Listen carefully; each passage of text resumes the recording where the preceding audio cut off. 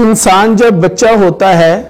تو انسان یہ سمجھتا ہے کہ اصل کامیابی اچھے اور خوبصورت کھلونے اکٹھے کرنے میں ہے۔ وہی بچہ جب تھوڑا بڑا ہوتا ہے، کوئی شعور اس کو آتا ہے، تو پھر وہ یہ سمجھنا شروع ہو جاتا ہے کہ اصل کامیابی کھلونے اکٹھے کرنے میں نہیں ہے، بلکہ اصل کامیابی تعلیمی میدان میں آگے بڑھنا ہے۔ پھر جب اس کی شادی ہوتی ہے تو وہ یہ سمجھتا ہے کہ اصل کامیابی اچھے شریک حیات کا مل جانا ہے۔ پھر جب بچے پیدا ہو جاتے ہیں تو وہ یہ سمجھتا ہے کہ اصل کامیابی تو بچوں کو تعلیم دینا ہے، ان کا اچھا مستقبل بنانا ہے۔ پھر جب اس کے بچے بڑے ہو جاتے ہیں تو پھر وہ یہ سمجھتا ہے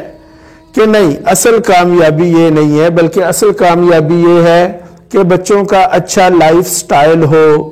بڑا گھر ہو، بہترین گاڑی ہو، بچے اپنے اپنے کام میں سیٹل ہو جائیں۔ وہ سمجھتا ہے کہ اصل یہی کامیابی ہے۔ اور جب بندہ بوڑھا ہوتا ہے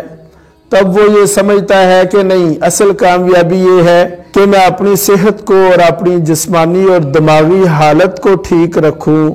اس کو جناب دوائیوں کے ذریعے سے میں ٹھیک رکھے رکھوں، یہی اصل کامیابی ہے۔ پھر اچانک موت کا فرشتہ آ جاتا ہے،